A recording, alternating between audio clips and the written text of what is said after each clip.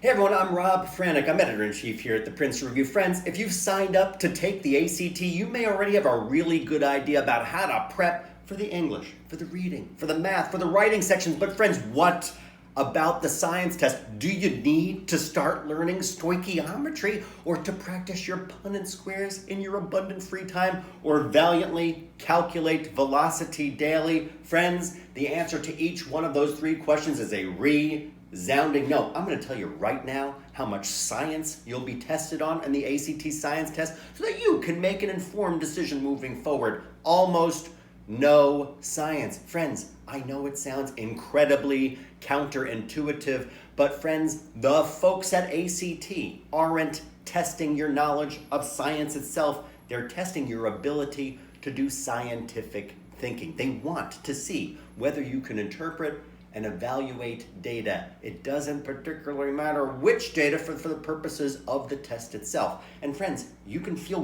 good and confident about that moving forward.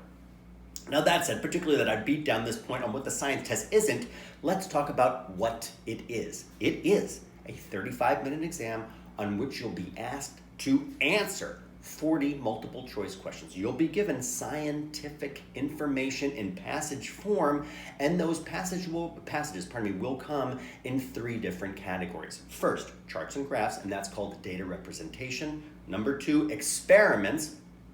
That's otherwise known as research summaries. And three, what we call fighting scientists. It's catchy, right?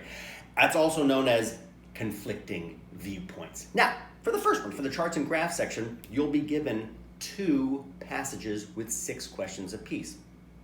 And they'll always come with things like bar graphs and tables and the like. Can you look at a chart and understand what information it conveys? If you can, then you're going to be aces at this particular section. Second section, research summaries, as we discussed. You'll get 3 passages with 7 questions each. They'll usually, but not always, come with figures. Now for these, you'll need to make connections between different sets of results and maybe do a little bit of reading, but you can so handle that. Now the third and last category are those fighting scientists, those conflicting viewpoints. You'll get 1 passage with 7 questions. It may come with figures, but it probably won't. Now in this type of question, it is similar, eerily similar to the ones that you do in the reading section, and that it'll require you to synthesize and compare different or inconsistent points of view. Not only is it not really science, it is very much like critical reading, and you know that you can so do that. Now friends, I cannot wrap up today's segment without talking a bit about ACT science strategy. As you always do, you should take the test according to your own personal order of difficulty. You have lots of passages to evaluate and less than 1 minute per question, not including the time to digest the information that you'll be given in the passages.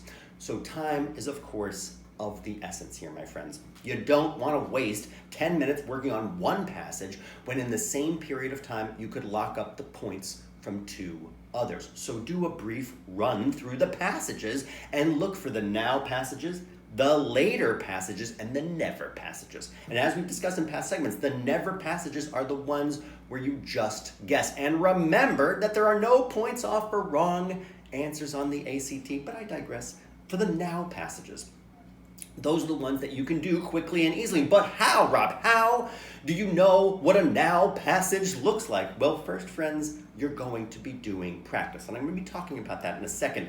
But promising signs of a now passage are small graphs and tables, easy to spot consistent trends, numbers in figures, and short answers. These are all solid indicators of passages that are likely to be able that you'll be able to tackle very efficiently.